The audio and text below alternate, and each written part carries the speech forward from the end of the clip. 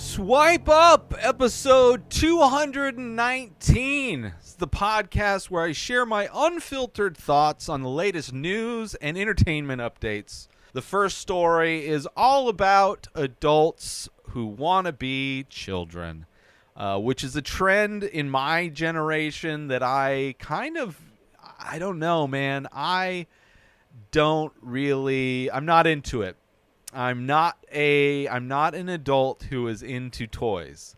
I wish I could be. It seems like fun to be in Arrested Development and to have a wife who is your mom and buy toys and just never have to be an adult. But I had to grow up very early in life, and I don't know. Toys, I think I grew out of toys and having fun as a child a long time ago. It just, in my 20s, I partied as a kid who was in their 20s, right? And then in my 30s, I kind of felt like it was time for me to grow up. So I started smoking weed, and I got a house, got a mortgage, had a 401k. I was doing all of the adult things.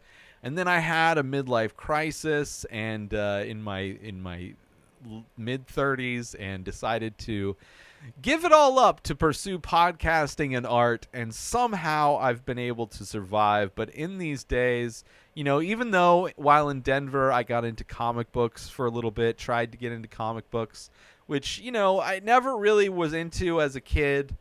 The closest thing to comic books was Mad Magazine that I got. I loved Mad Magazine, but I never felt many groups in life. I've never really felt welcome, and the comic book group was one of those groups that felt like if you didn't know everything, you were treated as like an outcast, looked down upon. And even the first time going to get comic books in Denver with my roommate in Denver, we were going to review them for an episode on our podcast, and we went into a comic shop, and we're not treated as welcome people. We were not welcome whatsoever. We didn't know what we were like. We had no idea. We just wanted to browse and see what they had. And this, like, if you didn't know exactly what you were there for, then you did not belong. Thankfully, we went to a much better comic book store, Mile High Comics in Denver, the largest comic book store in the world, an amazing place. That has everything, and they allow you to just browse and look around and see what inspires you to read. So this article is all about how the toy industry has seen massive growth in adults, people 12 and older, getting into toys. The pandemic was a huge boost in that as well. They say that like 1 in 4, right, is like. Yeah, 1 in 4 toy sales is to an adult, right? So 25% of all toy sales are to adults. It's been a $9 billion toy, the sales annually they get. So obviously, adults have more money to spend on themselves, so they spend it on themselves, buying themselves toys. There's been a rise in products from franchises from the 70s and 80s because, of course, that is another thing that is another trend in people. They like people that don't want to grow up, that are in their 30s and 40s or 50s, of course, are going to be. That's why Disney bought Star Wars. That's why Disney bought Marvel. Because all of these franchises, all of these IPs are the things that people my age grew up on and are obsessed with. It is their entire identity. It is their entire personality to be obsessed with one of these pop culture IPs.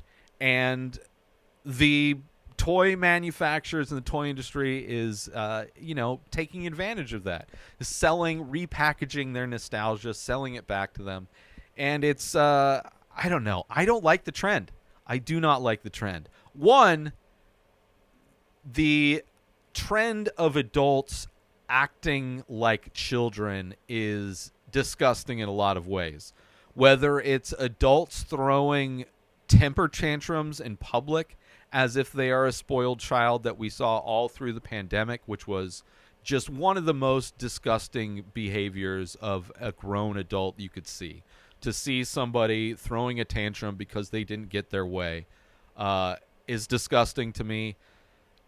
People that are obsessed with toys as an adult is kind of like, I don't know. It just it feels sad that these people are stuck in a childhood fixation in some way. And I get that it's a lot of fun for them. I think just for me, life has been so not fun, because I had to grow. I didn't get the opportunity to pretend to be a child while I was a child a lot of the times. So, like, to see people act immature and then they usually have wives that are basically their moms. It's just mind-blowing that is like so trendy in our culture, right?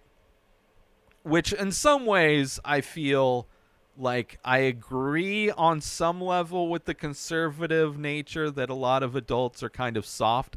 I think that, the people acting like toddlers, spoiled toddlers in public are all the conservative people that label themselves as alpha men, right? All these alpha people out there acting like spoiled brats.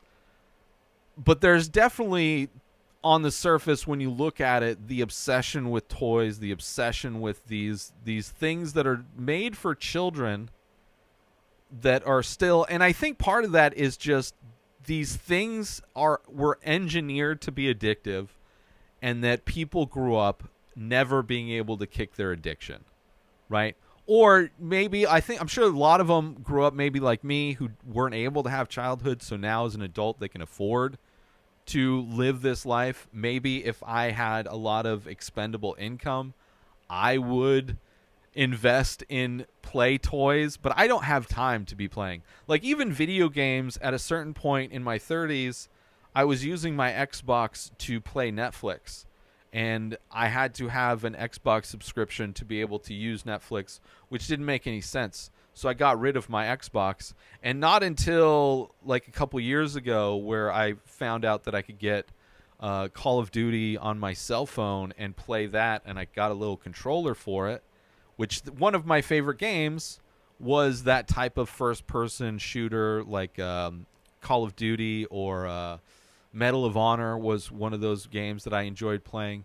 And so the closest I get to being able to relate to these kidults, as this article labels them as, is the fact that I still play a video game now and then. I play the Royal Rumble, not Royal Rumble. What is it called? It's God. It's the thing where you're on an island and it contracts, and there's a movie based on the name of that, which is I don't know, but I'm sure people know what I'm saying. My brain is not like, I go on these tangents, and my brain is not equipped to give me the information I need. But that's the closest thing I get. I'm not into Disneyland, have zero idea. I have friends that are obsessed with Disneyland. I have friends that are obsessed with Star Wars, Marvel. I look down on all of them. I think it's childish. I don't get it. For me, I don't get any of it, right? Only recently, in addition to playing Call of Duty, I guess getting back into like Christmas movies this time of year is kind of the closest thing where I'm like, oh, that nostalgia of enjoying Christmas. So I kind of, on some level, but not like, it's like so many people, like, it's their identity. Like, they are a Star Wars fan, right? Like, everything is themed around Star Wars in their life. Or Harry Potter is, which is probably a generation after mine, even though I have friends my age that are super into Harry Potter too, right? It becomes like their personality, their identity, to just be obsessed with this thing. And despite enjoying some of those things, I like the Harry Potter franchise. I think it's one of the best franchises. I think it's better than the Star Wars franchise. I enjoy some of the Star Wars movies. I think in general they're pretty bad. They have their consistency is pretty horrible. There's some really bad movies in that franchise. Marvel's okay, they're fun action movies, but I'm kind of tired of, the fact that the movie industry has been taken over by the same thing that the toy industry, I'm sure, right? Like, just as these toy manufacturers are making products for adults based on IP from the 70s and 80s, movie theaters and franchises and studios are pumping out movies that are based on IP from the same eras, right? Star Wars from the 70s, Marvel from the 70s and 80s, like everything from people's childhoods.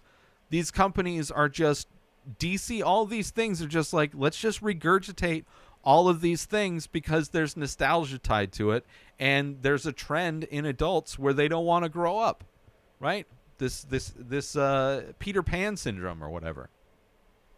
It's crazy. It's definitely crazy.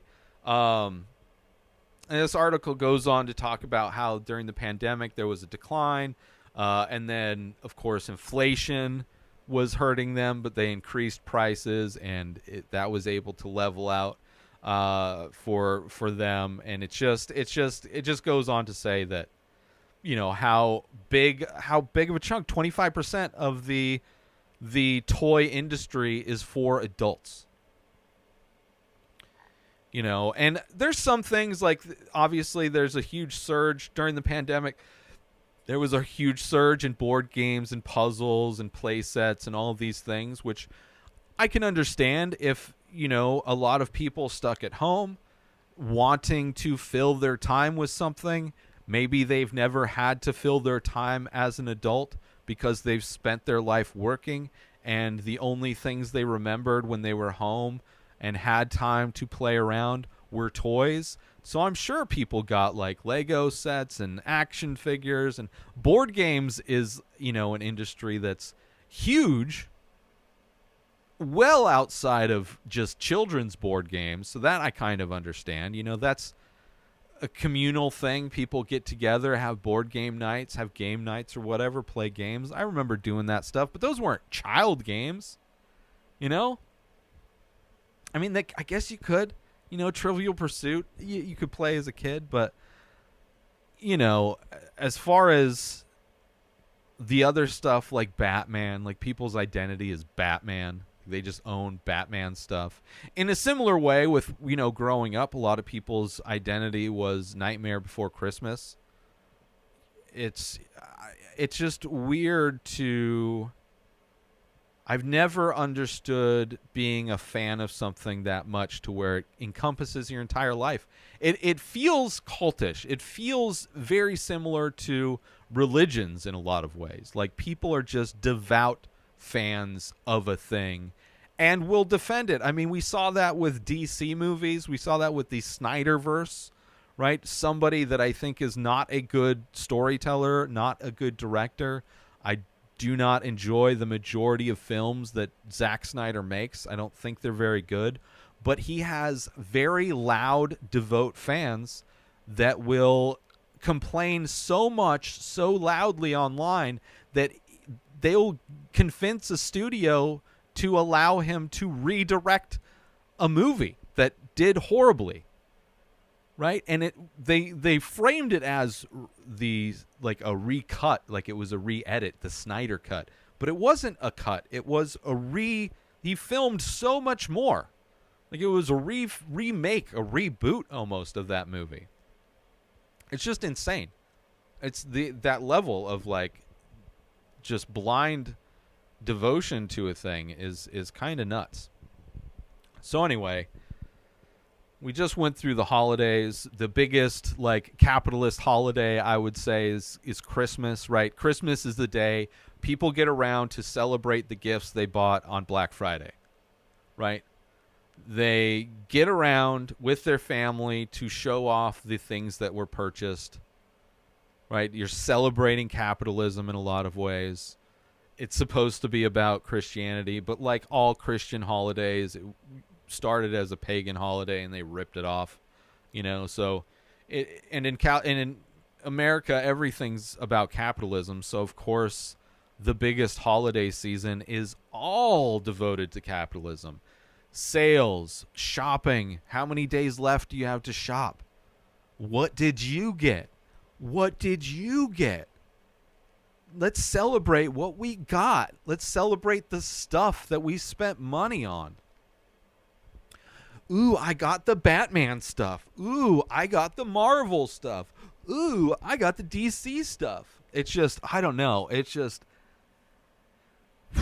I just can't get it. It's one of those things I just don't understand. It's like, it's one of many moments in life where I feel like I'm living in a different reality than most people.